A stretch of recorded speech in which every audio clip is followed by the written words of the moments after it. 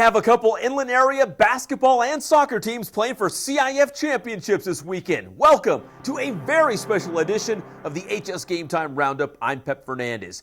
Now in boys basketball, Division 1A, King will be taking on Villa Park, and the Lakeside girls will be playing Santa Barbara for the Division 3 AA title.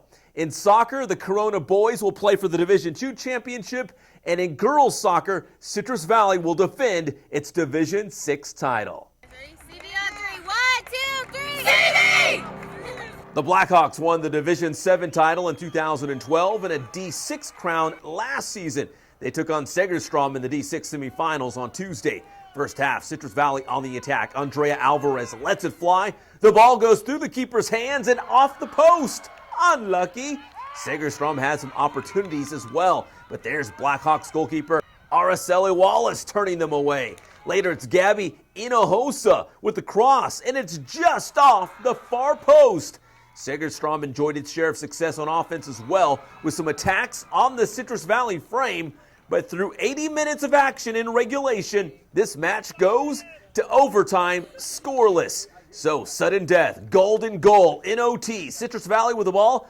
Brianne Demers with the throw-in. Off the header, it's Ashley Smith. Knocks home the winner. Citrus Valley is headed back to the Division 6 championship match with a 1-0 overtime win against Segerstrom. So the Blackhawks will go for a CIF three-peat.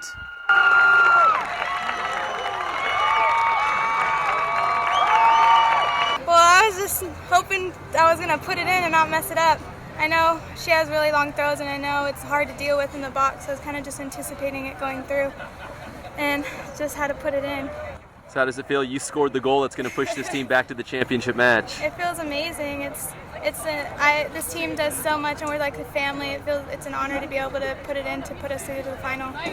Defending Division 6 champions, you're going back to reclaim another D6 title. How does that feel? It feels great. We're even more determined than we've ever been to get a third one. We know it doesn't happen, and we know we can make history, so we're really determined to go and do that. On the onset of the season, was it always CIF or bust? I mean, absolutely. The defending champions. That's been our number one goal, CIF, and then regionals after this.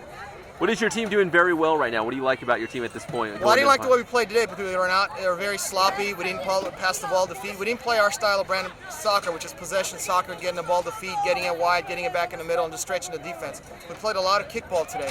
I mean, credit to the other team. They were very aggressive, but we didn't play our brand of soccer, and that's why it looked real sloppy and raggedy for us. How about some high school hoops? Patriot hosting Dorado in the Division 2A semifinals. The Warriors had not lost since December 30th. That's last year. 15 wins in a row. First quarter, Sabrina Avery drives and dishes to Daria Hewitt for the bucket. Patriot with the early 4-point lead. Later, it's Avery finding Acacia Smith cutting back door, and she lays it in for Patriot. Dorado fires back. Haley Byrne nails the corner triple. Dorado led 16-8 after one quarter of play. To the second, Brooke Solis going baseline, pulls up for the short jumper. She led all scores, dropping 22 on the Warriors. Patriot responds when Avery gets to the basket, but the Warriors were down by 19-14 at the half. Third quarter, Dorado comes out on the run. Solis up to Jalen Jones for the deuce. The Warriors would chip away at the Dorado lead. Tamia Hewitt working down low. There's 2 of her 9 points in the ball game. Still in the third quarter, Miranda Martinez gets her jumper to drop as the visiting Golden Hawks led by 5. Patriot would not let Dorado pull away in this one. Avery from long distance. Can you hear me now? Good! The Warriors were down 28-23. Later in the third, it's Avery to Darika Hewitt. Each time Dorado would push its lead to double digits, Patriot would reel them back in. The Golden Hawks going on another run late in the third. Solis from long range buries it. Patriot trailed 40-28 heading into the fourth quarter. But you can never count out the Warriors. Avery, the basket, and draws the contact on that play. Later in the final frame, it's Driana Gonzalez from the outside. 3 City. Patriot pulls within 9. Now it's Gonzalez feeding Tamia Hewitt inside. Her basket makes it a 42-35 game. The Warriors, Destiny Alexander going to the bank on this 3-point attempt and cashes in. That makes it a 4-point game with 3 minutes to play. But Patriot would not get any closer as El Dorado hangs on to win 52-38, the final score. And these are important steps, Pep. You know, you got to play the best. We spent a lot of time playing, you know, the Long Beach Collies, the Bishop Montgomerys, and people like that in the off season.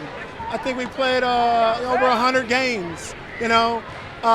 Tonight we just got outclassed. We're headed in the right direction. So, you know, we hope maybe we'll get into the state playoffs. Who knows? But you can't take anything away from them tonight. El Dorado was a better opponent. They played better basketball tonight. And some of our shots didn't drop. They did what they had to do tonight.